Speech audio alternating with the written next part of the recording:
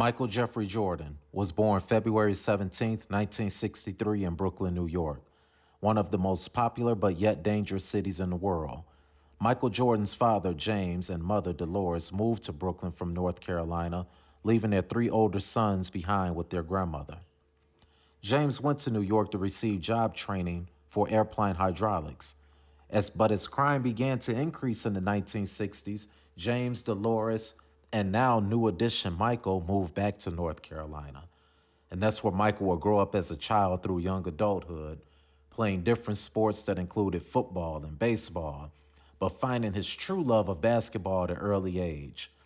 Michael was cut from his high school varsity team and was forced to play junior varsity, which fueled the fire of a star in the making. After being cut from varsity and constantly losing to his brother Larry in backyard games, young MJ states this was the reason for his subsequent growth as a player. He came back bigger, stronger, and faster, and even having a massive growth spurt from 5'10" to 6'3". With that progress, the following year, he got his high school team to the state championship and came up short, but was still named to the McDonald's All-American team. There, his stats and skills were impressive enough to earn a full scholarship to the University of North Carolina, where he played for 2 seasons. After winning the NCAA championship at UNC in his second season, Jordan was drafted 3rd overall to the Chicago Bulls and won Rookie of the Year in 1980. Chicago Bulls pick Michael Jordan of the University of North Carolina.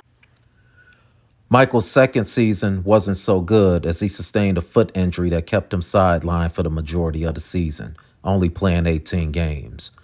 But Michael was still able to get healthy enough towards the end of the season to make a strong playoff push and match up with the legendary Larry Bird and the Boston Celtics.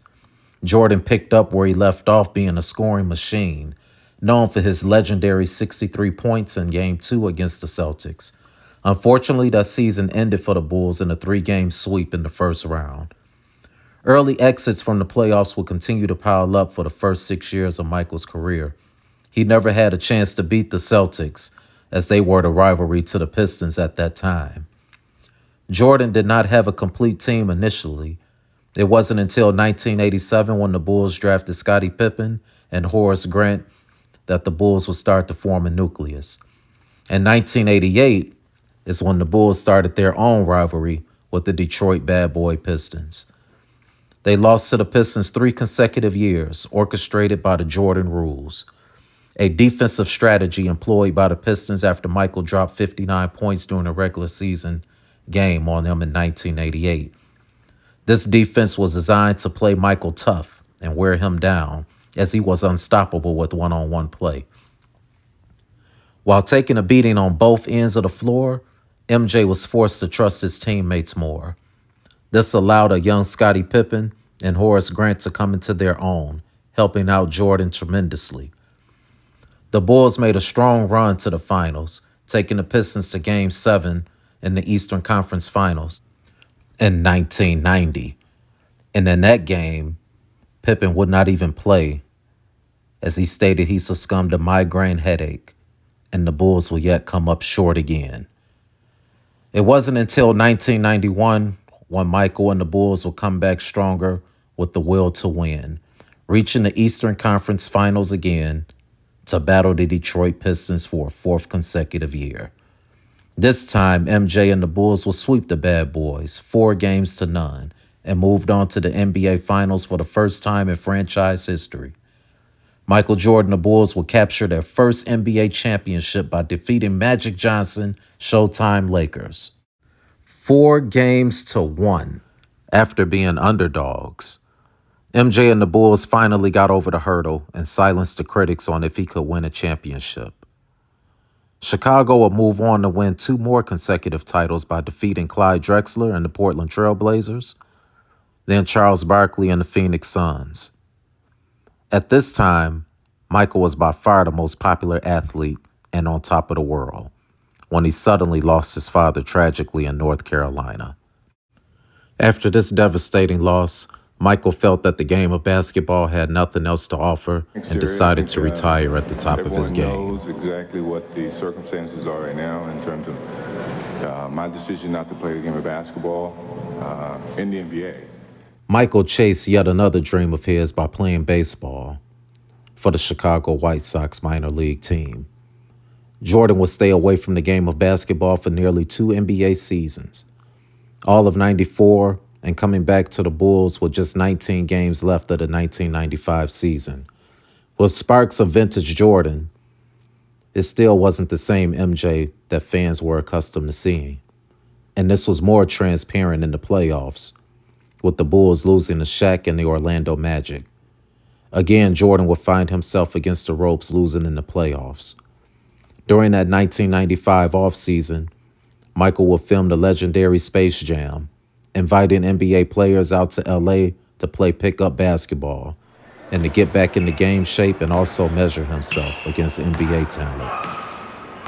Jordan would find himself coming back stronger than ever before returning for the 95-96 season and winning a league record of 72 games and capturing their 4th NBA championship by defeating the Seattle Supersonics.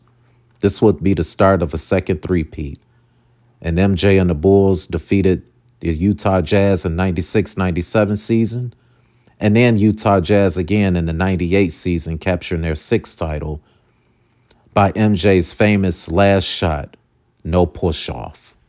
Here comes Chicago, 17 seconds. 17 seconds from Game 7 or from championship number 6.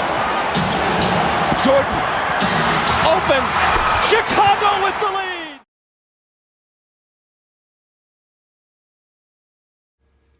For MJ, these 6 titles are joined by 2 All-Star MVPs, 5 league MVPs, 6 finals MVPs, 10 scoring titles, and he also is a 2-time slam dunk champion and the only player to win the scoring title and defensive player of the year in the same season.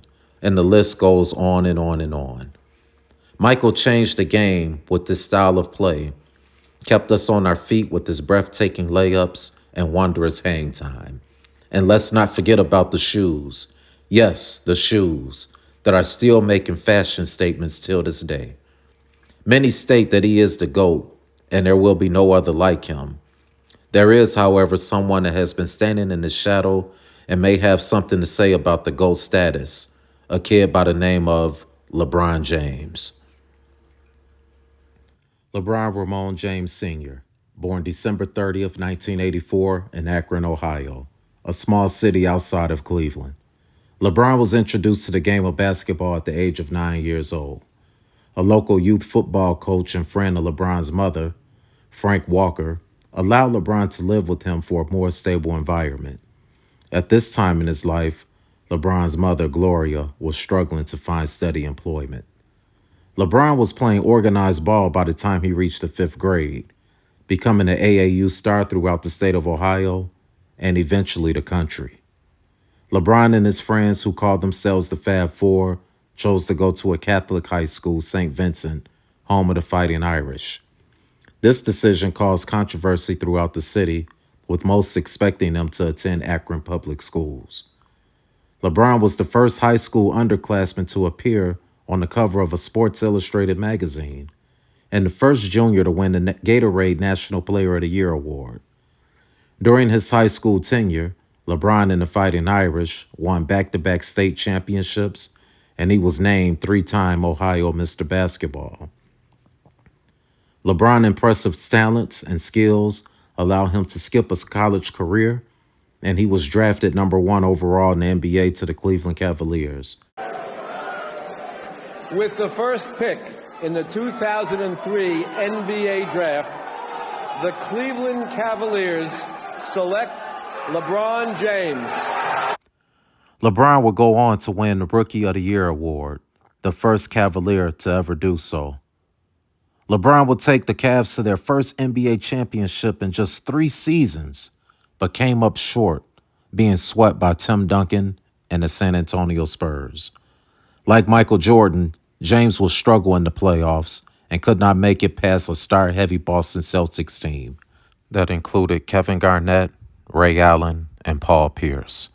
After 7 seasons, James moved on to the Miami Heat as a free agent, but will notify the team and the rest of the world in a heavily controversial TV program titled The Decision that caused controversy yet again in The Ohio. answer to the question everybody wants to know.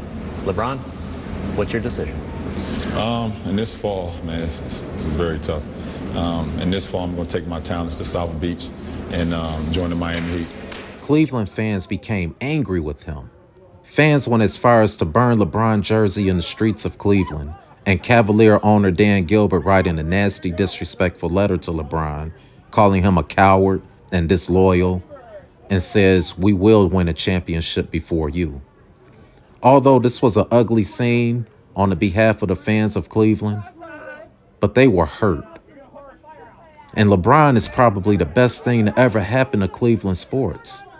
And still, this would all be followed up by a pep rally down in Miami that included LeBron, Bosh, Wade, coaches and fans celebrating their new journey and looking forward to winning several championships. Number 6, LeBron.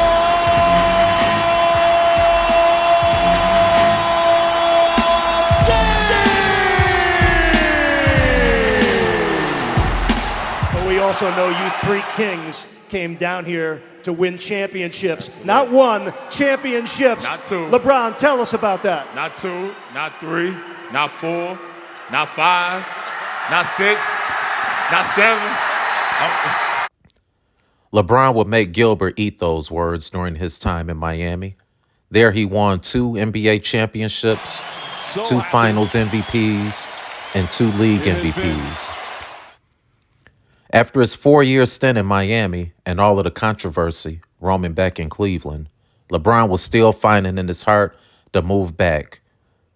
And there he won his 3rd title and the first ever Cavaliers championship. Not only did he get the Cleveland Cavaliers their first NBA championship, it came against a record-setting Golden State Warriors team that went 73-9 that season. And they will find themselves down 3-1 in the finals. LeBron and the Cavs will come back and win that NBA championship. And what better way to come back and right your wrong? After that championship, he will move on to LA, where he was filmed Space Jam 2, grossing over $160 million worldwide, and joining the Los Angeles Lakers, where he won his 4th title during the COVID season in the bubble, making him a 4-time champion with 3 different teams, which are incredible accolades. King James' 4 championships are joined with 4 league MVPs, 4 finals MVPs, 3 all-star MVPs, and now is the all-time NBA leading scorer with 40,000 plus points. LeBron has definitely earned his right to be in the GOAT conversation. And the book is still not closed. And this is the argument that will never die.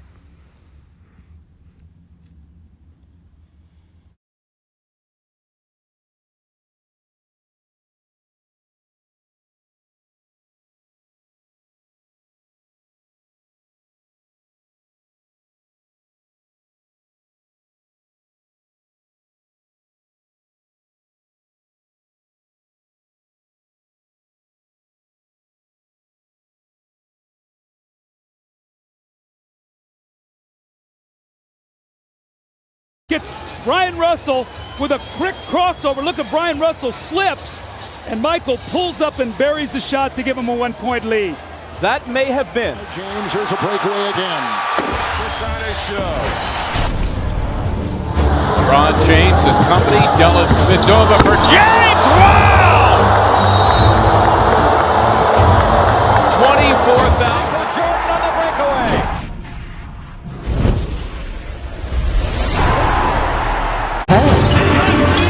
LeBron spins away from Tucker. Oh! Total disdain for anybody's feelings. And listen to the finish.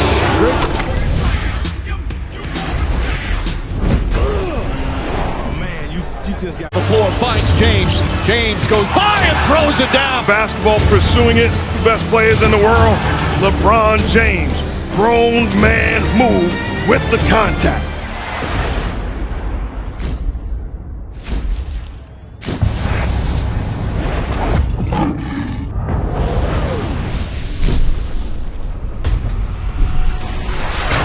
Playing the passing lane.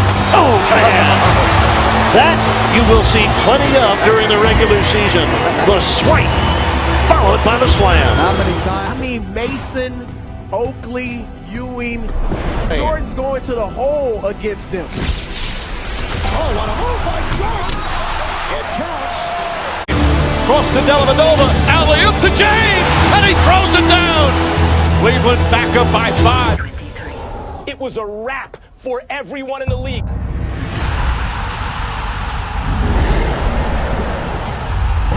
And here comes James to go all the way. Timeout Atlanta. Really fly through the West comes up with it. Ahead to James. Here he goes. on like ESPN, you'd see it on the news, and people would just be standing there shaking their head going, how the hell is he flying? James to the rim. I used to say if Michael Jordan had been on the Titanic, it would not have sunk. Michael Jordan with a takeoff and the crush.